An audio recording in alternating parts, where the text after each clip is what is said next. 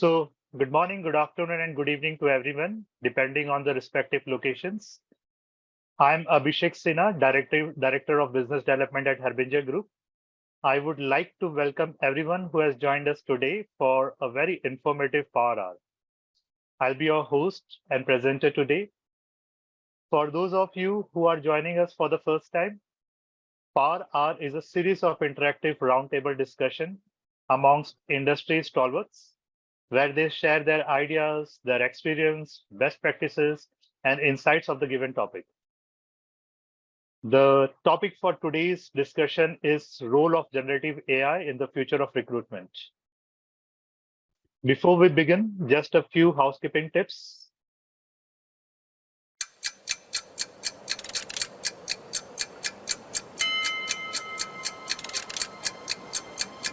Welcome to Harbinger's flagship interactive webinar, Power Hour.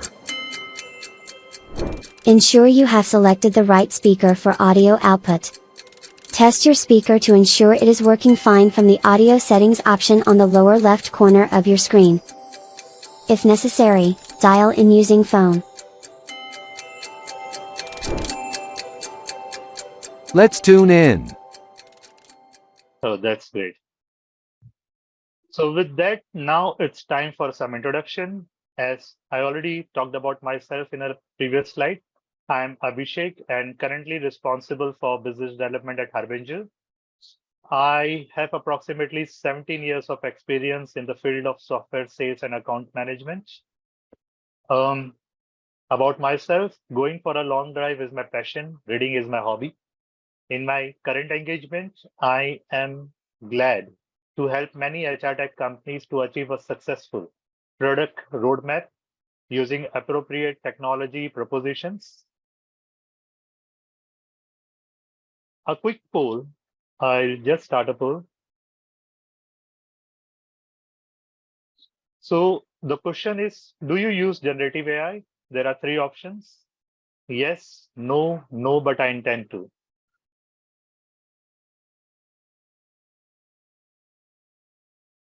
Just to make sense that how many of us who have joined this webinar are engaged with any of the generative AI tools.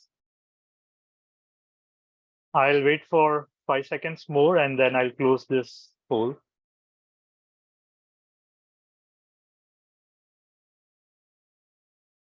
Okay. So this is the result. Like around 46% they have not used yet. 31% have used any of the generative AI tool in their current functions. And around 23% people intend to use the generative AI tool in the near future. So that's great. That's great to know.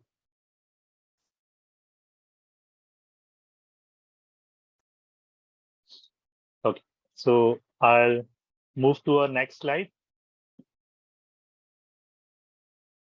Through this session, we intend to share insights on how the recruitment industry is changing using generative AI, application of generative AI in recruitment process, automation and transformation of the recruitment workforce, best practices, what are the challenges of generative AI, and of course, future trends and developments.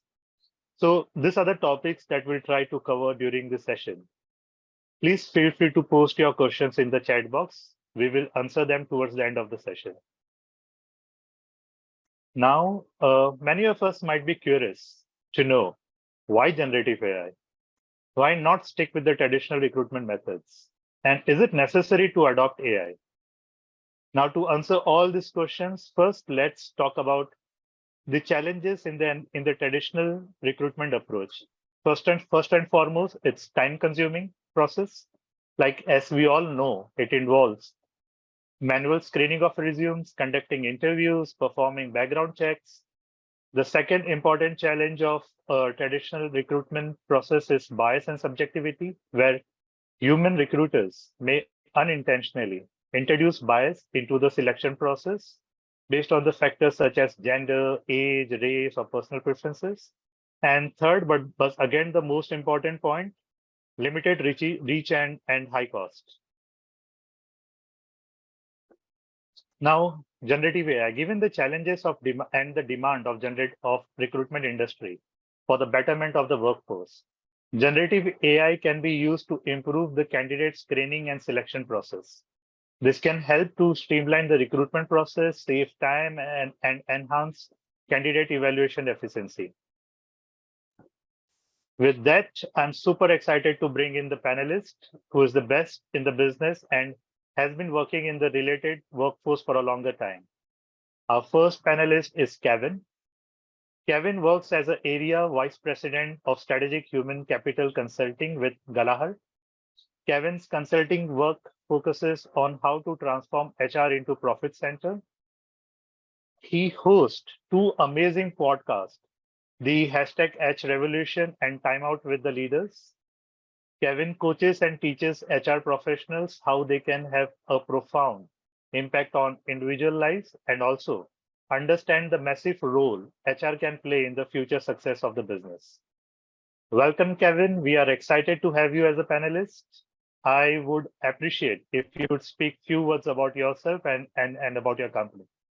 Yeah, I'm so tickled to be here. Thank you so much for the opportunity. I am a dad, a husband, and I find people and science and data fascinating. So it was only logical during one of these transitional moments within the history of work that this is a one of a kind opportunity to start to bring more data, science, and nature within business to make better decisions and start getting more purposeful about the work that we're doing every day. So excited to be here and have a conversation. So that's very nice. Thank you, Kevin.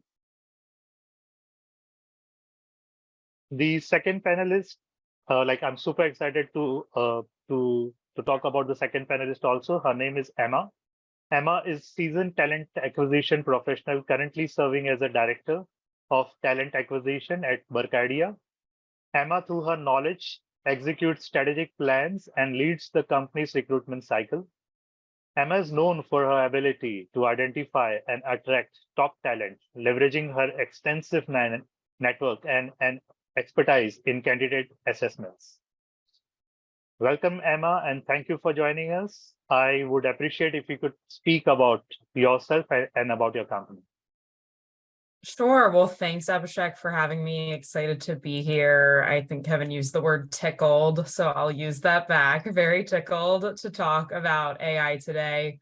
And fun fact about my bio that I sent you, Abhishek, I actually used ChatGPT to generate it. So in the vein of what we're here to discuss today, I thought I'd be on the forefront of piloting, what ChatGPT is capable of. So I tried to use AI in the beginning of the conversation today. We'll talk more about that later, but I've spent my whole career in recruiting. I'm really passionate about recruiting, people, process, brand, everything that encompasses it. Right now, I'm serving at a commercial real estate firm. And as the HR landscape, recruiting landscape is changing, as economic pressures continue to tighten, there's just a lot to talk about. So excited to dive into it today with everyone here on the call. Oh, that's really great. Thank you so much, Emma. I have shared Kevin's and Emma's LinkedIn profile in the chat in case you want to connect with them offline. Thank you, Kevin and Emma, for allowing us to share your profile.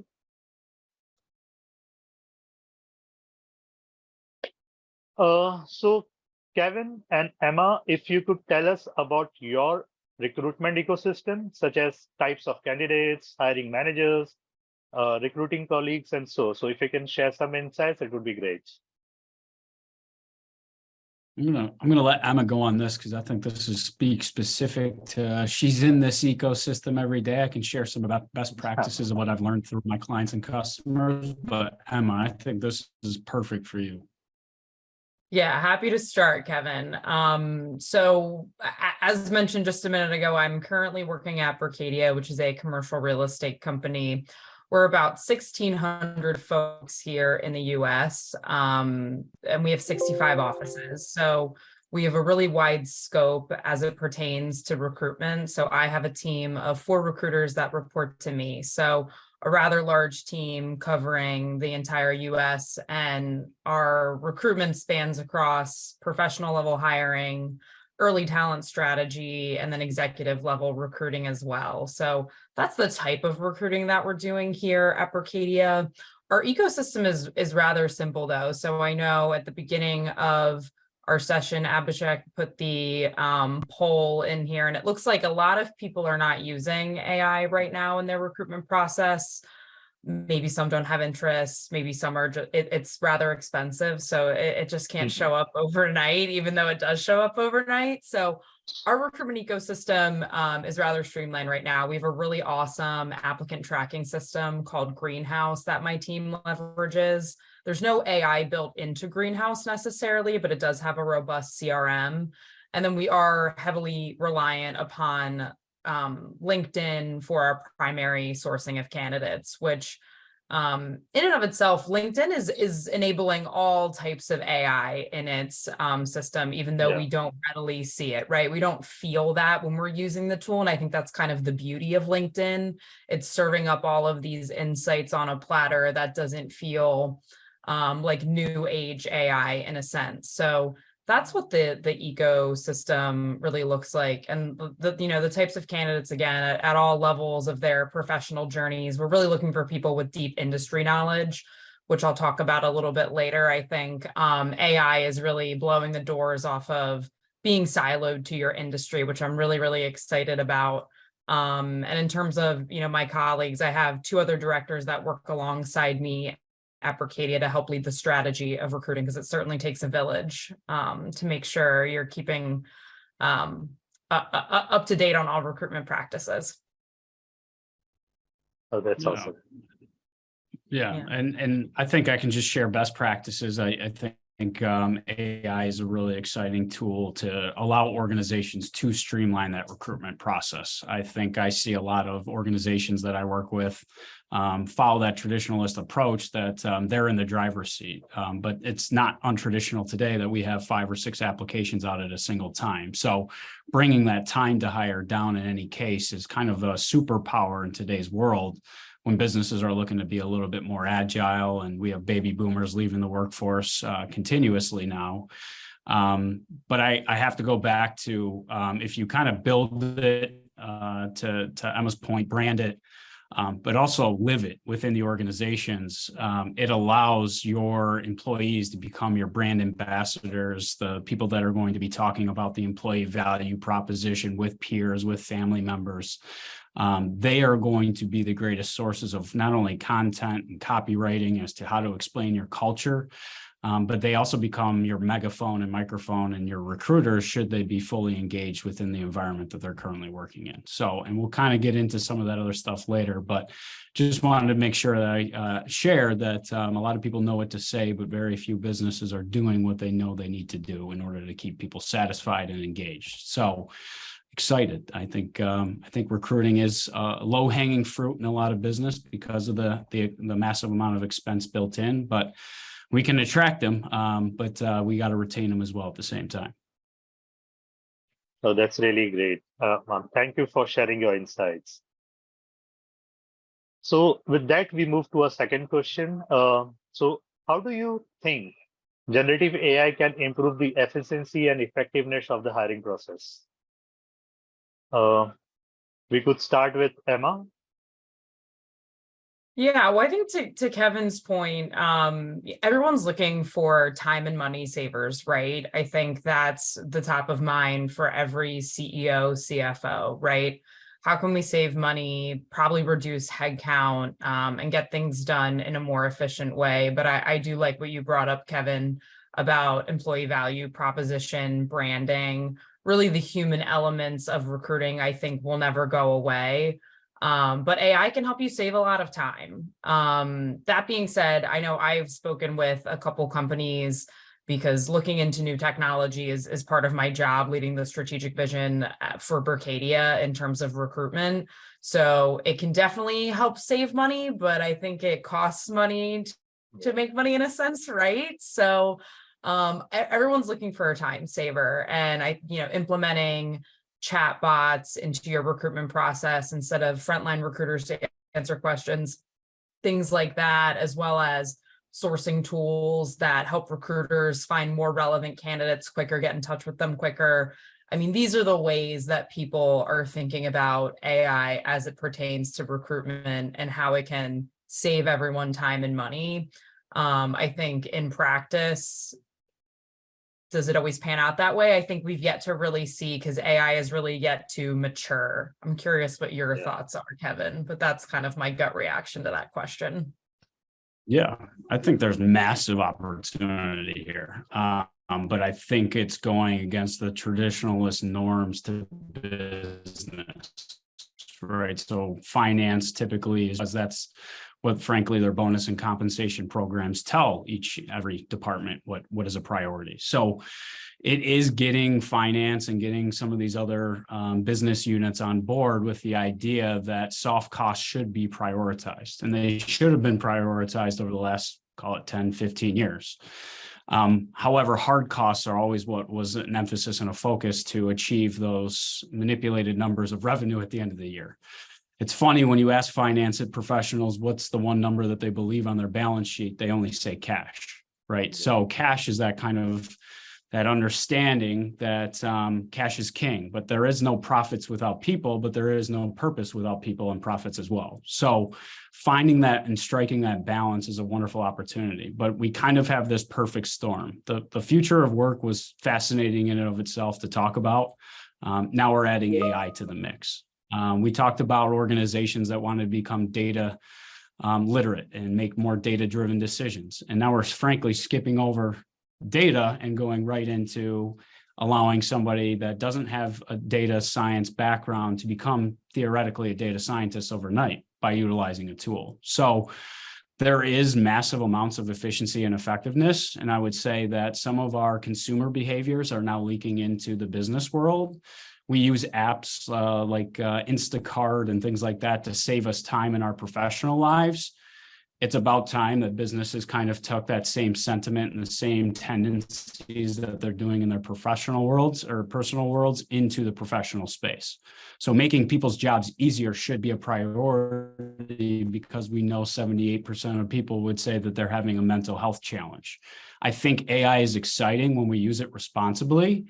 But to Emma's point, if they do prioritize soft costs, we know from the World Economic Forum, 14 million jobs are going to be displaced because of AI. And then I saw another stat, 300 million. I don't think anybody truly really knows, but I think more opportunities will grow with human working with machine. And I think what better way? I'm a millennial. I like to consider myself both digital and analog. But we have this younger generation that pretty much grew up with technology in their hands and can really be one with machine to leverage this tool to become more efficient and effective in their own jobs. And as we search for more purpose and passion within our positions, those tactical, administrative, daily functions that frankly eat into our time is not it. And people are kind of questioning now, thanks to the pandemic, what am I willing to give my time up for and at what cost to my own health? And I think people are really questioning and looking to organizations that prioritize how efficient and effective are we allowing people to be in their positions? Because a lot of processes are out there, not a lot are followed, because humans naturally are going to find the most efficient and effective ways to do things. Yeah, in fact, I totally agree with both of you. And what I see from past 6 months, maybe after ChatGPT, people now are trying to understand that what is the effectiveness and benefit they are getting with the help of AI. Cost is definitely one of the parameters which the finance team would be definitely considered about. But yes, I agree to you. Yeah. Yeah, I'll just add one more element to that, if I may, Abhishek. And Yes, please. All fantastic points, Kevin. I think one thing that's interesting though about what's trending right now is like enrollment in schools is down, right? Less people are seeking out a traditional 4-year college degree.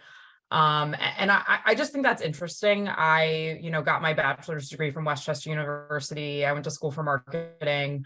I've now ended up in recruiting. It's a little different. But that being said, not a lot of value is being placed on classical education. And as, technology moves so rapidly, I almost think like, will people atrophy a little bit because of not going to having a traditional school background?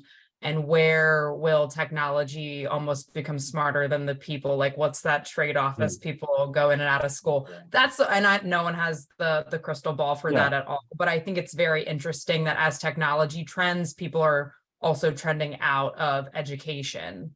So where's the trade-off? Because I totally agree with that. And it was funny because we talk about generational differences, right? And how people are people at the end of the day, humans are humans. And even Aristotle knew that the three ways to influence or persuade people was logic, reason, and emotion. So I think it's fascinating really to start to really think about that. I think we already saw, like I mentioned earlier, the future of work was really fascinating because we could see trends happening. The pandemic kind of added kerosene to that whole gig work economy where we can have now more solopreneurs and entrepreneurs in this economy that we have created. There's pockets, there's opportunities, and frankly, individuals are more agile than businesses because they struggle to turn the Titanic into the Erie Canal, right? When they need to. AI is going to allow and enable, if used appropriately, to bring that agility that is now needed within business. Most of the CEOs that I'm talking about aren't even doing annual business plans anymore. They're doing 90-day plans because that's how rapidly that the world is changing around them. But I think we already saw some of this, Emma, before AI. You talk to some Gen Z members and they say, well, why would I go get a marketing degree? I have my degree in biology. And then my first job out of college, I was shining shoes at a country club. And other people were baristas, right? I think they're starting to say time, again, is an investment, not only in addition to that money, but then what am I going to get a return for? And are certifications more of the way to do it? And I think you're starting to see that transition. And you're starting to see academia. I think the response to technology and AI is why they're so resistant to it. And as business evolves, academia is not evolving at the same rate. And business is now taking upon themselves to ensure that people are properly prepared for the skills that they need today, but also the willingness and ability to upskill and reskill them continuously with that changing environment. Yeah, very interesting. Oh, that's really indeed great. I'm sure many of us are interested in hearing about some successful examples of how generative AI has been used in the recruitment industry. Kevin, do you want to start first? Sure. So I continuously reflect backwards, and I think in most business and organizations, they want this futuristic view, right? So a lot of times they will set a desired output, not really focusing on what inputs drive that specific output or desired outcome. So I have found the ability to really look at process and sit down with the individuals closest to that process and really almost taking that intellectual and institutional capital that is between their ears and really start to quantify and qualify that data. That data is reverse engineering current process and finding those opportunities to actually leverage AI. So bring in recruiting. Recruiting now, a lot of times, a lot of tasks is how we can individualize that experience for that particular candidate. We can't do that with needing to do it 900 or 300 or 200 or 100 times. I think AI has the ability to start to take out those menial tasks that add no value to the relationship with the applicant or the business and really take that out of the equation, enabling talent acquisition professionals to give that little personalized touch that is required for people to feel confident that they made the right decision.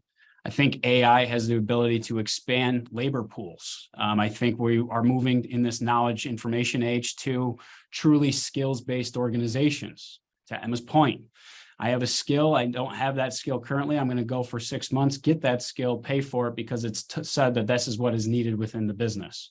I'm willing to do that as professional development opportunities, whether my business pays for it or not. We're seeing people invest in themselves, right? So that same personalized experience that Netflix tells us that we're special and Amazon tells us what we want to buy and what we want to watch, that is now able in our expectation as a buyer in this buying market. So I want to feel special. I know that I'm special. How can you give me specialized, personalized touches along that life cycle until I say yes, and then continue that forward, obviously, during the onboarding process as well. So I think there's a ton of opportunity. If you want specific examples, I can give them after Emma talks. Yeah. No, all good points, Kevin. I think AI, has so much power for the future. To give like some practical examples, something that my company is doing right now is looking at talent marketplaces. So like Kevin mentioned, skills-based hiring, skills-based recruiting, it's really bore out of AI, which has enabled leveraging skills ontologies within a company and really breaking down your employee population and their job descriptions into skills. So companies like Eightfold, Gloat, Fuel 50, Beamery, these are some of the platforms that companies like myself are going out and exploring and looking at, because in order to get to the future of recruiting, you have to start with what skills do my employees have and what skills are they excelling at, what skills are they gapped in, and what skills are ahead for us in the future that aren't even on our radar. So you can take your employee population, really plug them into these tools, do a skills assessment, and then keep iterating for the future. And then that can inform your recruitment and talent strategy. So we're looking into this technology right now, and it's really been a game changer, because I think a lot of,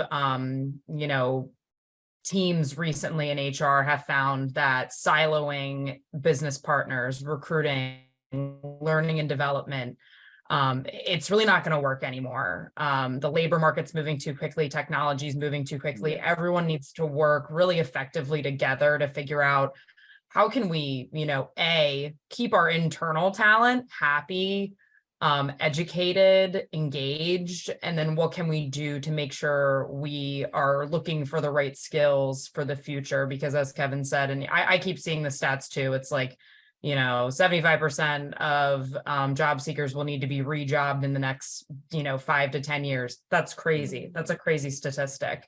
And I think a lot of companies, depending on what size you are, you might not have a fully formed learning and development team. So how are we getting these skills? How are we learning these skills? And what's the focus on them?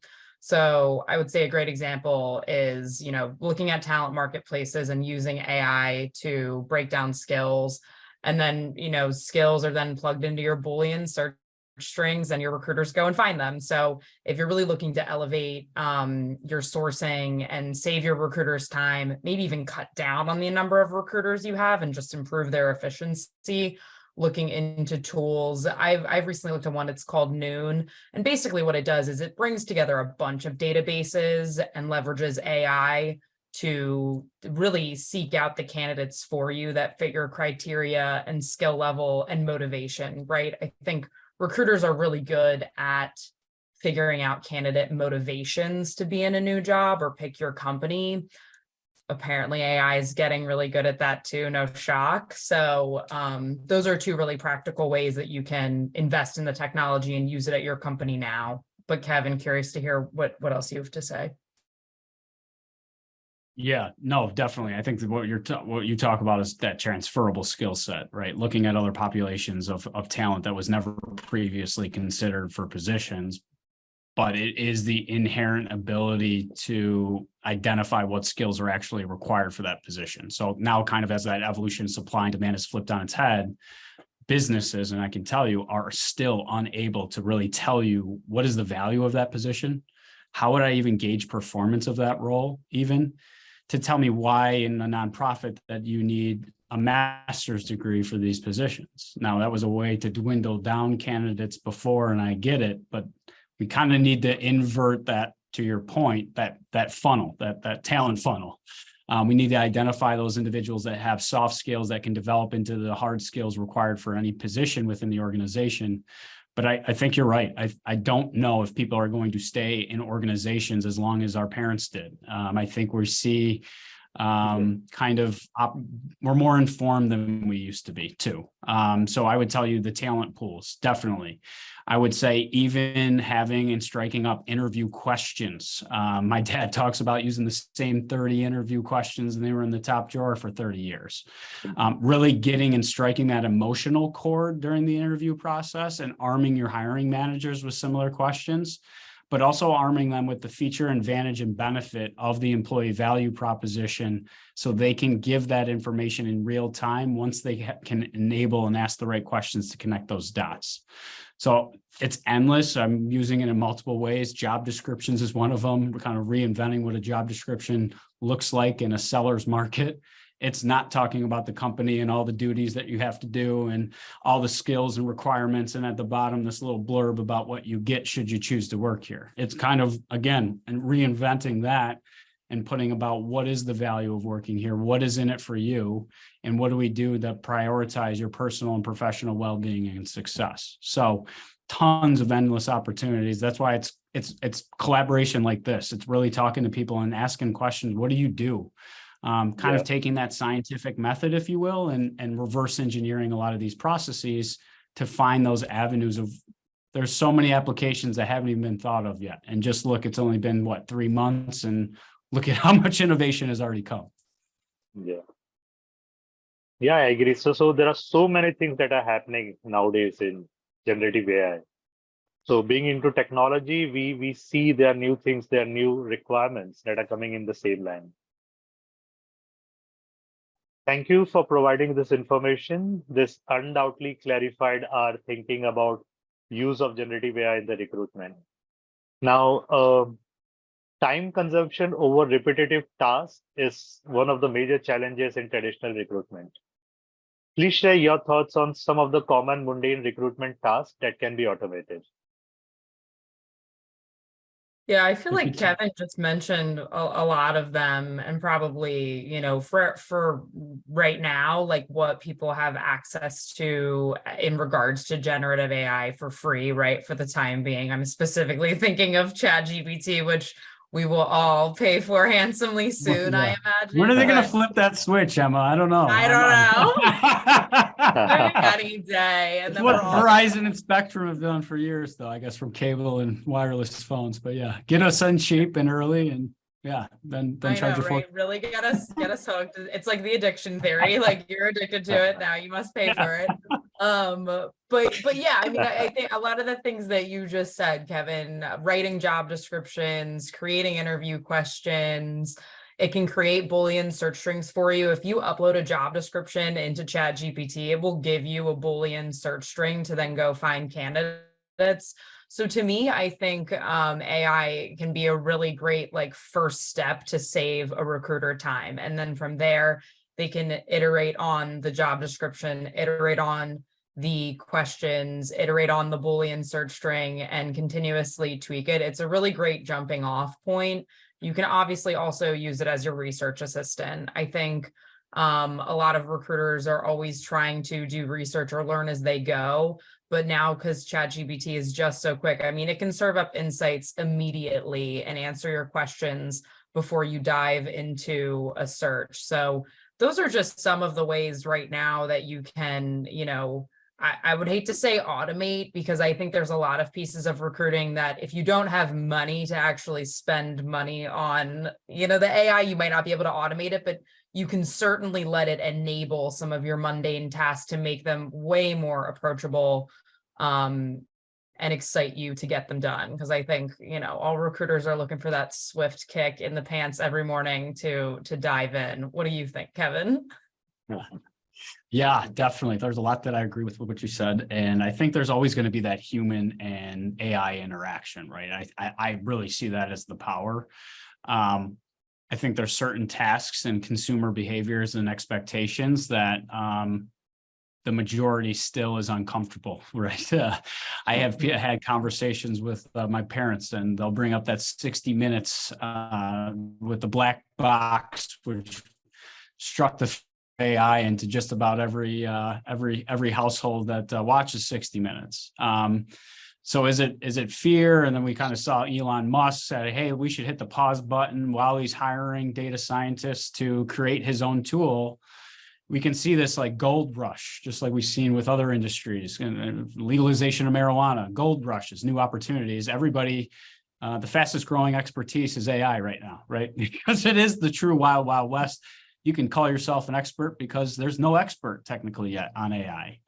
So I think efficiency, value, and return would be really helpful for talent acquisition to leverage this tool to really start to pull some of those data insights to start to prove their value internally. So one being, what is our most efficient resource of talent? What is our most efficient recruiting tool?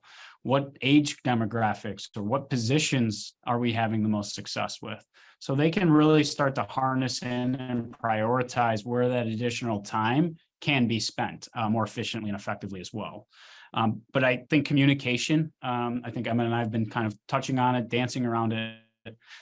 I'll be very direct about it. Communication, a lot of times in some environments, if the hiring manager is at one level and they're interviewing for another level, there could be the sense of you're talking over my head. I don't really understand what you're saying.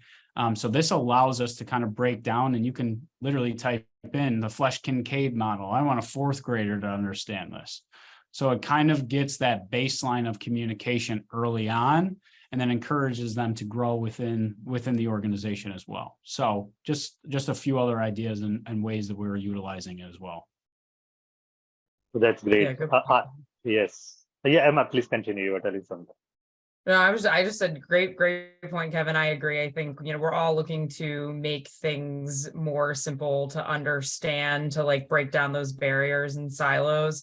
I've also seen, again, like if you have the money to invest in AI, I've seen another tool where it, like, crazy enough, like automates the front end of the screening process. Like, as we all know, and my company will see, especially if you post a remote job for 500 applications, it's so many applications to look through. Just looking through the applications can be a mundane task, especially then picking a first slate of candidates, interviewing all of them. So I think you really need to think about, like, what are the biggest bottlenecks for your company? Because this one tool that I looked at, it basically automated the first recruiter phone screen, and it was very interesting, but through AI, Kevin, it asked informed questions, right? Like, you want to make sure you're bringing everyone down to the same level, the question's digestible, the answer can be interpreted correctly. So it'll just be interesting to see, how much smarter it can all make us as it gets smarter, because that's what we keep hearing about. Yeah. And I even think, right, from that first, like, I have a manager that needs a role filled. Back to our skills base, the better questions that talent acquisition professional or HR professional is asking, you can then take those notes, you can type them into AI. And if you are unable to connect the dots as to what actionable items or what was mentioned of value, AI can do that for you, right? And it will take out that inherent bias that we may place when we're taking notes, but it really comes down to how well what questions are we asking? Are they open-ended? Have we built the credibility and the trust with that other individual, and then start fact finding? The more facts, the more qualitative data that we can gather can then be turned into quantitative data to then limit the number of targets that we're aiming at, and asking those precise questions that we know is going to have a high impact or success rate, given kind of how well we are tracking that data on the quantitative side. Yeah, definitely. I completely agree with your points. This approach exactly helps in optimizing the cost and timelines. In fact, in Harbinger has developed AI content APIs that utilize AI to generate job description based on the just initial inputs. This API is also access and rank resumes, identifying the best fit for each job description. So then multiple things one can do with help of generative AI as a tool. So with this, we come for the next question. What are some of the best practices for implementing generative AI into existing recruitment workflows? I can start. So any best practice in change management, and we've always seen it even with technology, right? So I used to be in the payroll, the HCM, HRIS world for a little while. There's a couple of things. I would say 30%, 33.333% of your workforce is so anti to technology because they're so resistant to change. You have another 33.33333% of people in the middle that could take it or leave it. They can be convinced potentially as to why they should utilize it. And then there's the other piece that is all about it and will utilize it and find every opportunity to make it more efficient and more effective. Kind of goes parallel with that Pareto principle within workforce, that 20% of the workforce is really doing 80% of the work, but all 100 is being rewarded and recognized in the same way.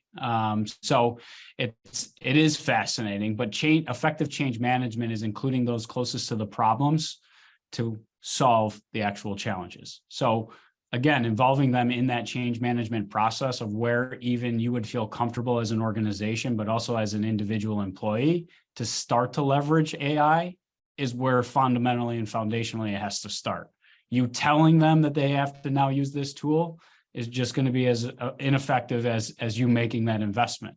So if you want to see a return on the investments as these tools continue to advance and adopt, really focus on implementation. Obviously, everybody wants to rush to the final product, but include those closest to the problems because they will tell you ideas and give you insights and perspective that you weren't even factoring into the decision-making process.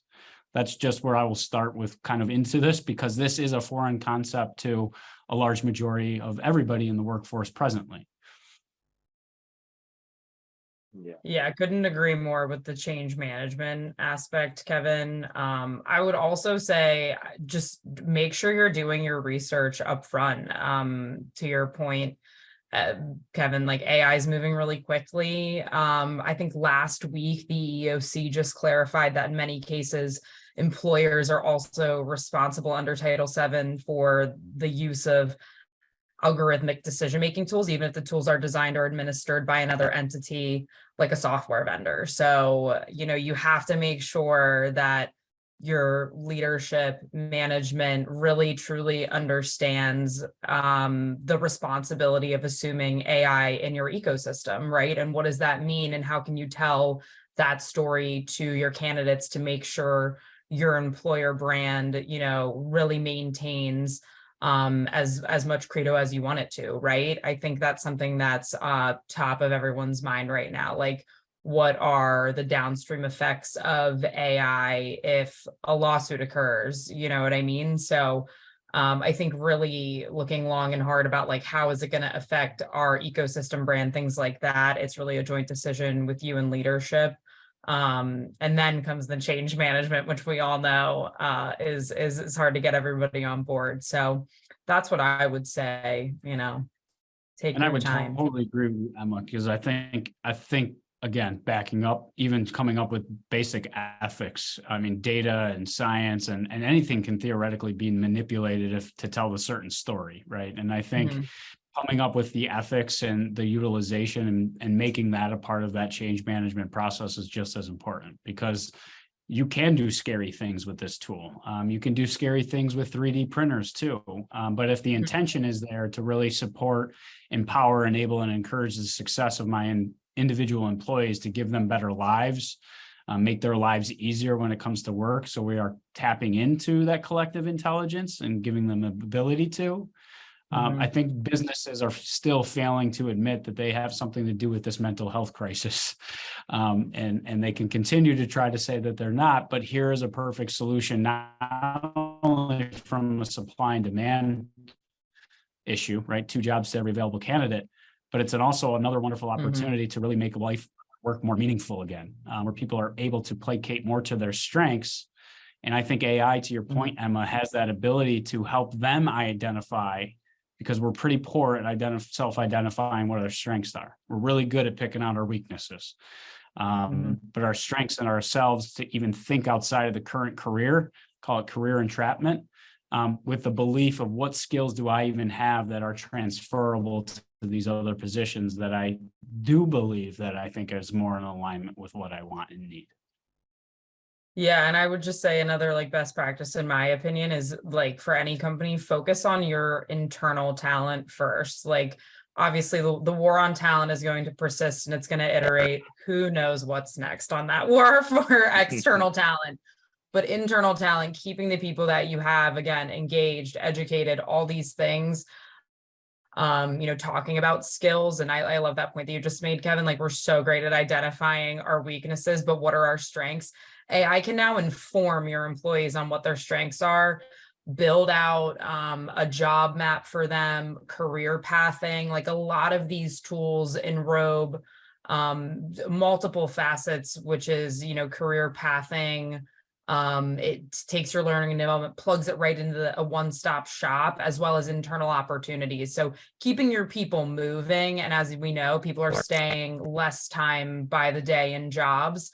Some of that'll have to turn, right, to retain your employees and keep the knowledge in-house. So that's what I would say is a great jumping off point, is like really the skills ontology, focusing on that. Totally. And it's funny because we see more businesses just really throwing money at the problem, I think, not Right, really knowing what exactly. the problem is, right? And because we see those employer and employee expectations continue to widen.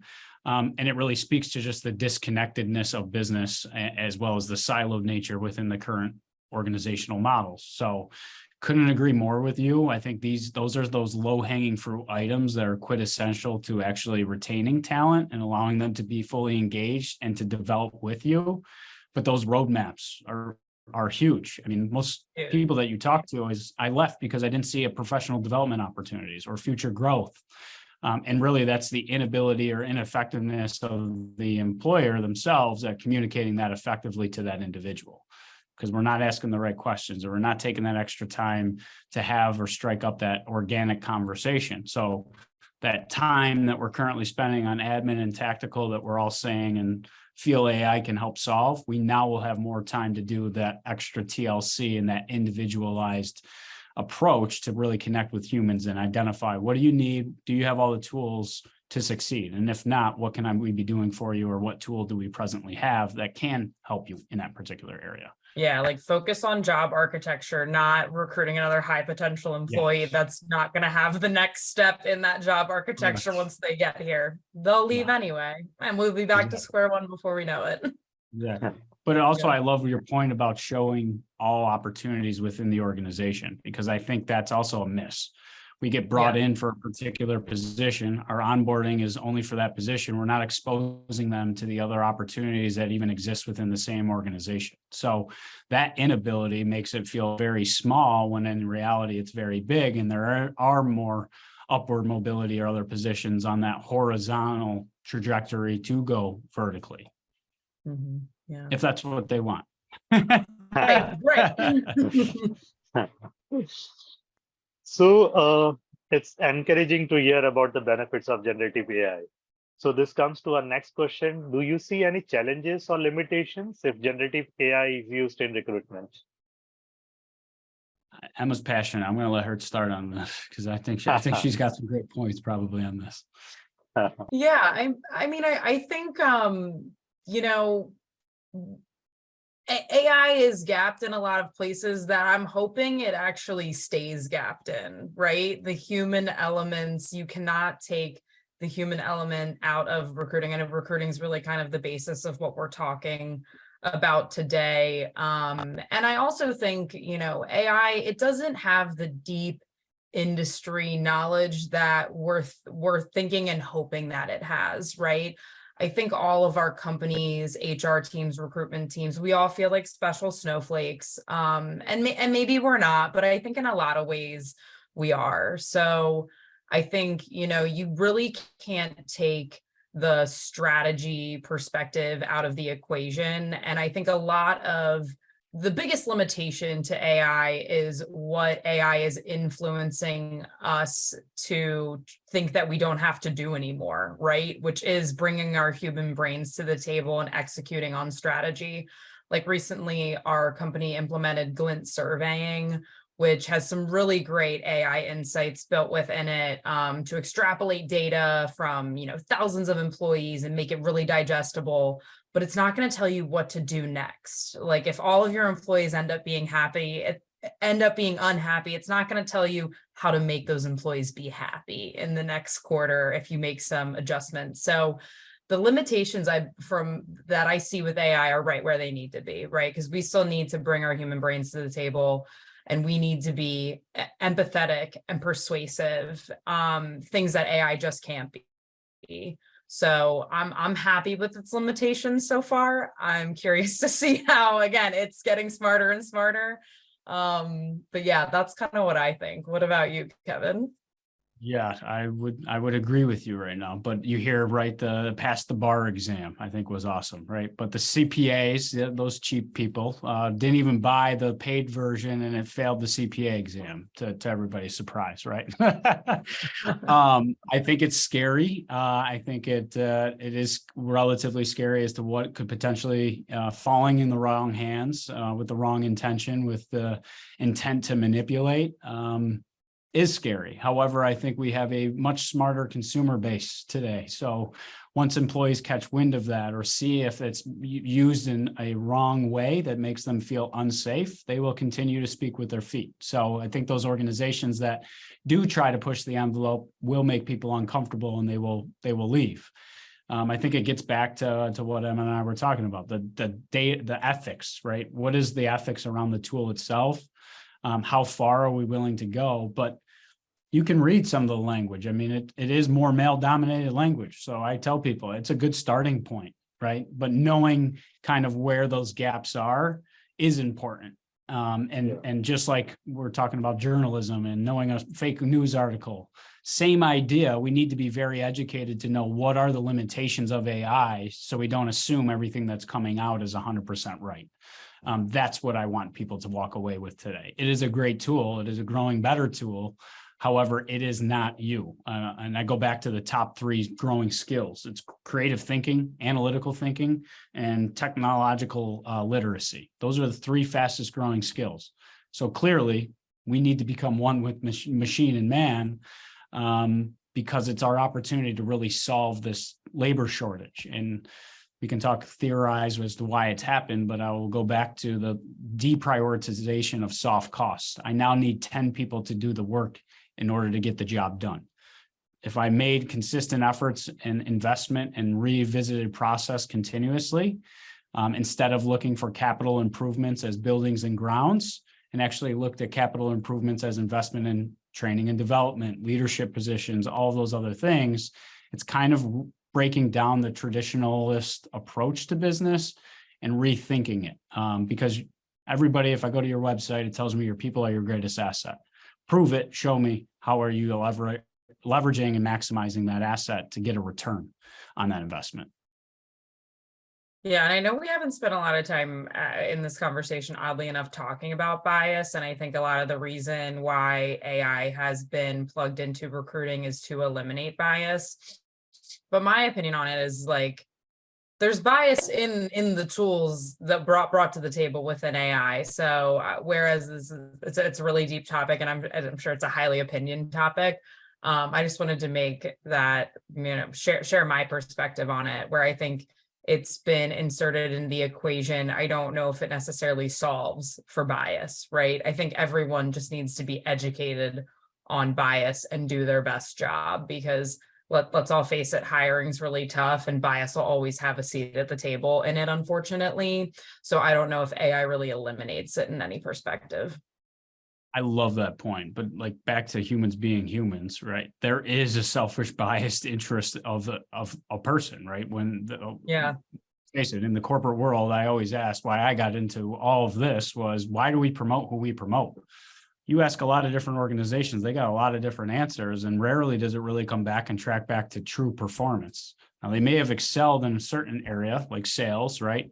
Oh, if you excel in sales, you're going to be the best sales manager. That's not always the case, right? And we can probably go back to some of those individuals that may have added traumatic experiences. I always say hurt people hurt people. So if we have unhealthy managers managing unhealthy people, how do we expect someone to come out healthy?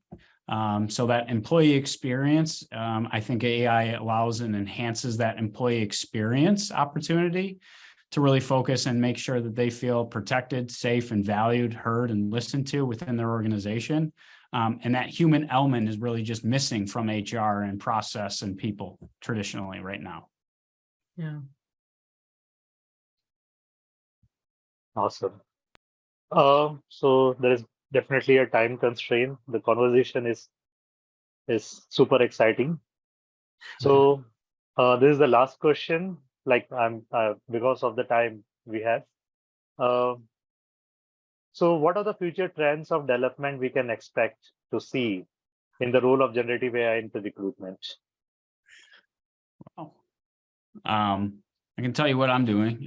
So I've built a couple of tools, positional value indexes within organizations to really quantify and qualify what positions are most valued within an organization to help talent acquisition professionals prioritize. I think succession planning is another place that we'll start to see how well can we extract that institutional and intellectual capital of these individuals that are leaving the workforce, so the next generations that are taking these positions can start to do some of the things that they are doing now by habit and every day.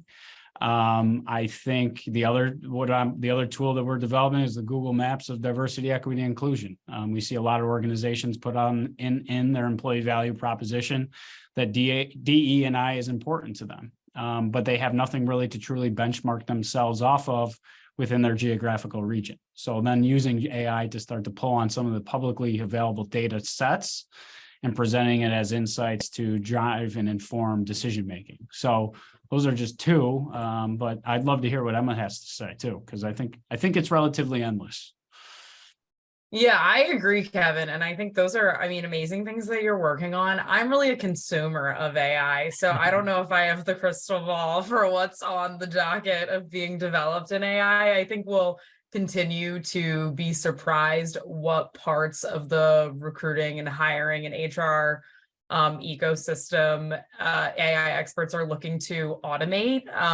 That's always what I'm curious about, because again, I've demoed a lot of tools, a lot I've thought were of high value. Some I thought, I don't know if I'd be ready to let the machine take over yet as it pertains to upfront screening of candidates. Like, that doesn't feel right to me. You know what I mean? So I will be here waiting feverishly to see what is next. But I think you guys are working on some really great stuff over at Gallagher. I'll just respond to this question in the chat, because I know we had two questions here. I think we answered the first one earlier, but in terms of, laws coming out regarding the use of algorithmic screening tools, do you think it's best now just to use AI in the non-screening process? I would say yes. I think AI at this point, especially with the direction the EEOC is going right now, and lawsuits that seem to be kind of stacking and building up right now, if a company is trying to be more on the conservative side of trying to protect their process and their employee brand, yeah, I wouldn't use it in the upfront screening process. I would use it as needed throughout the rest of the recruitment process to save time. But I think the upfront screening of candidates is really being challenged right now in the legal system. So I don't know where that will go, but I would say yes to that question. Undetermined. If government takes a while to catch up with technology and hence social media that we saw, they're trying to get ahead of all of this, but the cat's out of the bag. I don't think it's going to go back into the bag. I saw one, how does generative AI reduce bias and promote diversity? I will tell you that most diverse candidates, back to identifying our weaknesses rather than our strengths, they will read through your job descriptions and those requirements. Females, traditionally, if they don't meet all those requirements, they're not even hitting apply. So I think there are massive opportunities to really look at requirements of positions and then communicate that effectively to those populations, knowing that is their tendency and their habits. So I think it does have an innate ability, as well as taking those panel interviews or interview transcripted information that you're having now and actually letting and pairing up the best person for that position and not allowing bias to enter into the equation. So I think there's a ton of opportunities because man does have, and women have some biased interests as well sometimes.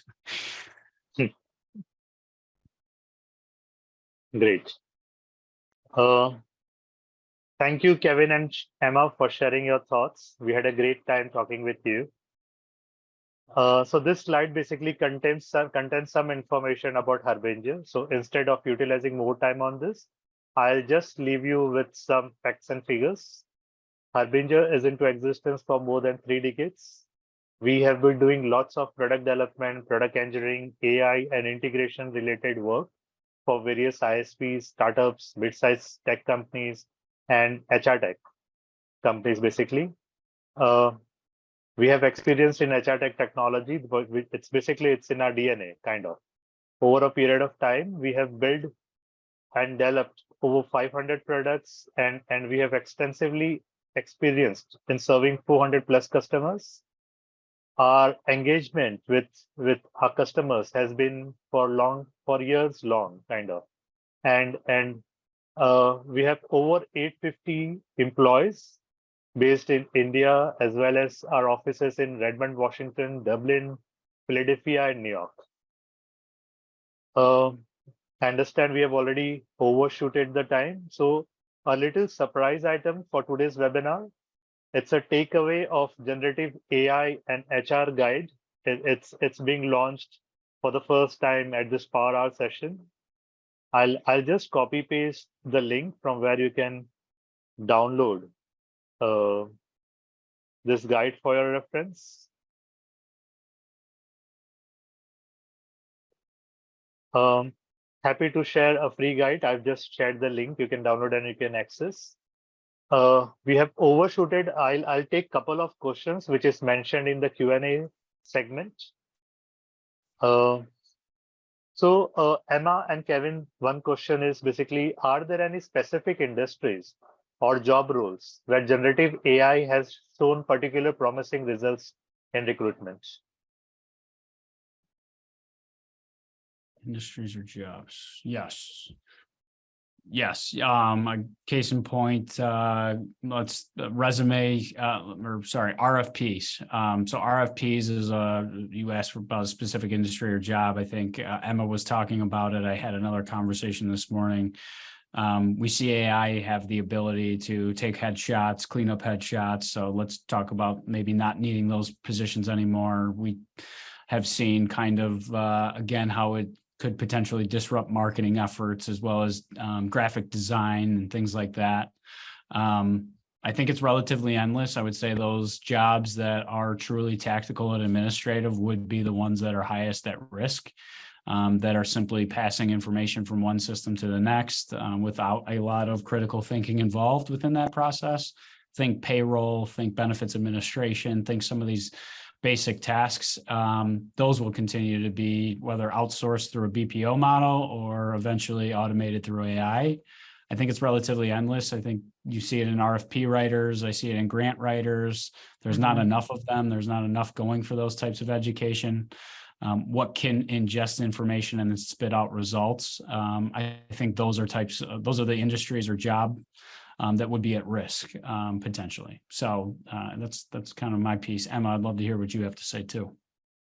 Yeah, I definitely agree, Kevin. Anything that has to do with writing now that, you can get a rough draft in 10 seconds out of ChatGPT, it's certainly, being threatened right now. But I think the biggest thing that's threatening it is really the value of it, right? Like there's tons of people, I'm sure, that want to do it. But if it's not being paid a living wage, then people aren't going to work those jobs anymore, right? So I think that's kind of what I think is interesting right now. Customer service, for example, right? It's been automated for years at this point. And some of us love to hit zero until we get a person on the phone. And some of us will stay messing around with the chat bot until we get what we need. Sometimes it works really well, sometimes it doesn't, but it's really lowered its value in the market. So I'm curious to see, especially as inflation is rising and the market has yet to correct itself, how is it going to affect people's living wage? That's really what I'm curious to see what will happen. And BuzzFeed, I think, laid off 30% of the workforce like 3 days after ChatGPT came out for all their content writers. So like we were already kind of seeing it in the market play out. And if profits are the number one priority, and you can tell me that I can get rid of somebody that's unpredictable, might not show up on time, talks back, hates critical conversations. And now I have an AI tool that shows up on time. I can talk bad to it. I can kick it. That seems like a problem that I would like to remove. And now you're telling me I don't have to pay for that tool, or it's a nominal fee. Yeah, it could be quite scary if depending on who's leading organizations and what they attempt to do. And I think we saw the same, to Emma's point, the evolution of customer service, offshoring and then homeshoring, and starting to realize wherever those points of interaction with the customer, those should still always be personalized. Anything in the back end that again, that is administrative or tactical, that is what they will look to do to potentially offset additional rising costs and the scarcity of talent. Great. So we'll take one last question and we'll wind up. We have already overshoot the time. So the last question. So this question is, can the user privacy and data security be protected when using generative AI? Maybe it could be personalized feedback or something like that. Ask those the creators of this tool. I think that's the biggest question. I think that's really what 60 Minutes had touched on. Where is this data going? Who has access to this information? I think everybody would get fired from their job if Google disclosed what we searched within our engine, right? So like it is scary, but we're doing it all the time, and we have been doing it for the last 10 years, and we're willing to trade that for that personalized experience on Facebook and Amazon and Netflix. So I think, yeah, we have a lot of learning to do. I think we'll see people fall. I think we'll see lawsuits and legal fees as we try to figure out how does this fit into the societal mold that we've created and molded ourselves into. Yeah, I'll just second what Kevin's saying. Like my gut reaction to that question is no. I mean, it's funny, you're around your phone and I'll be like, oh, I think I want to get Starbucks. And then what do I have? Starbucks ad, lo and behold. Like, so no, I don't think anyone's safe. I don't think anything's being kept secret, except for those who ultimately hold the keys to the castle. But what'll be, the outcome of it, who's to say? So I think we all need to think really hard about what are we plugging into these systems, and especially as it pertains to our company, and the proprietary knowledge that we hold as an employee being at that company. It used to be emails, word of mouth. Now it's something that has a way bigger outlet into the ethos of the internet. So I think everyone just needs to act as a really great corporate steward to the best of their ability, should they want to be. I love that. Yeah. The atomic bomb came with a lot of responsibility too. And that's but Area 51's doing well, so I don't know. Yeah, exactly. Whoever is holding that key, it is a lot of responsibility. It shouldn't go to the wrong person. But yeah, this has been fascinating. I just want to say thank you again for the opportunity. Thanks, everyone. Yeah, appreciate it. Great. Thank you so much, Kevin and Emma, for sharing your thoughts. We really had a great time talking with you. Thank you all the attendees. We hope you found this session useful and look forward to seeing you at future sessions. Thank you so much for joining. Thank you. Bye. Bye. Thanks, everybody. Thanks. Thank you.